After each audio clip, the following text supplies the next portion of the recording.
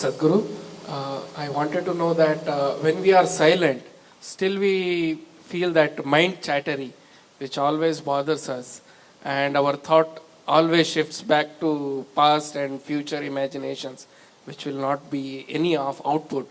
How to get rid of it? A whole lot of thought about this thoughtlessness. Thoughtlessness, no mind, these kinds of terms have been propagated all over the place, and these terms have been badly misunderstood and made into all kinds of things, and people are striving how to stop my mind. It took millions of years of evolution to get a mind of this kind of capability, isn't it?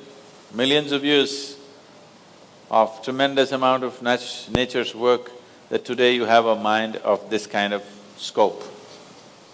And now you want to stop it. Why is it that you want to stop it?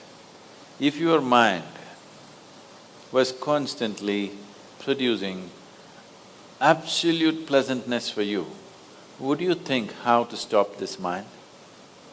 Would you? No. It's producing a lot of unpleasantness. That's why you're thinking of how to stop the mind. This is the first thing, wherever you go in the world, this has gone so much into people's mind.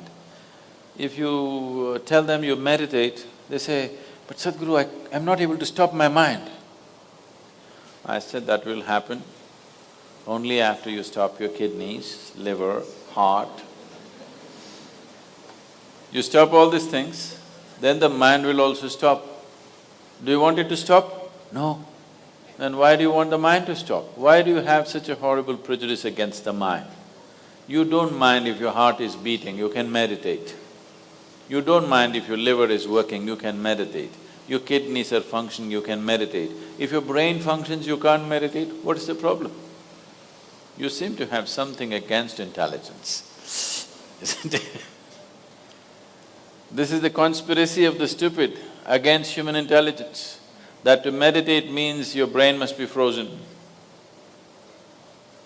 No. You don't have to freeze your brain. We were looking at this yesterday itself. We will initiate you into Shambhavi.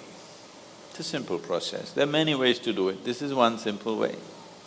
But it's a powerful process. If you sit here, you will see your body is here, your mind is somewhere, who you are is somewhere else. Once there is a space between you and the mind, then what the mind is not doing, what the mind is doing is not even an issue. It is like you're stuck in the traffic jam. You're struggling through the traffic. That's one experience. Suppose you're either standing on Chamundi Hill or you're floating in a hot air balloon and look down at all the traffic. Very peacefully, traffic. Why? There's a distance, isn't it? When you're in it, traffic is a different experience.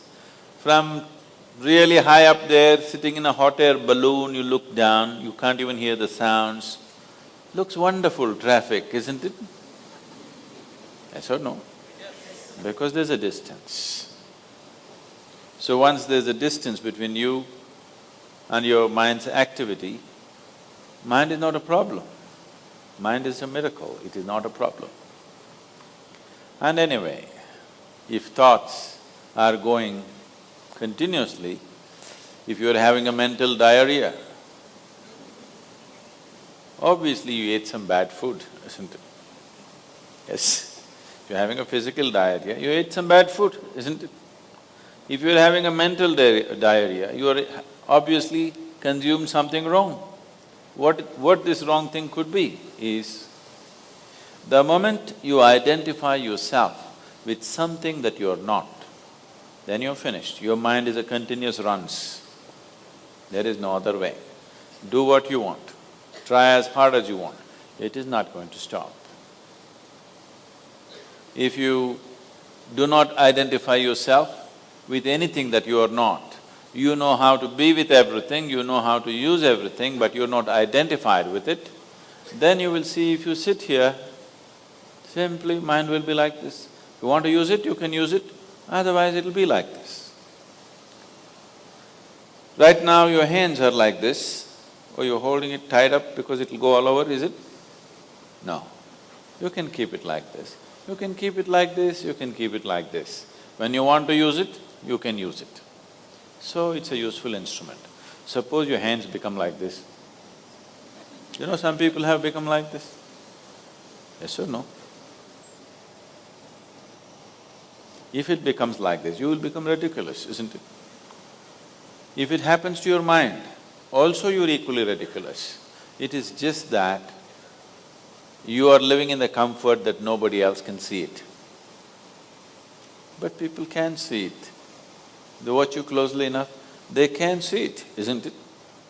And whether they can see it or not, that's not the point. The point is, the most important faculty of your life is out of control. Doesn't matter whether they can see it or not, that's not the issue. The issue is, the most important faculty in your life is out of control, doing its own rubbish all the time, not doing what you want it to do.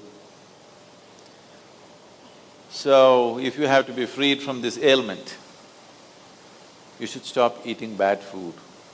Wrong food or bad food means you are identifying yourself with things that you're not. If you sit here, if you're not identified with this and with this, then you will see everything is just fine. Then your mind will do what you want it to do. Otherwise, it will simply hang there, and that's how it should be. Mind should not be telling its own stories all the time. It should tell the story that you want it to tell, isn't it? Otherwise, it's quite a nuisance.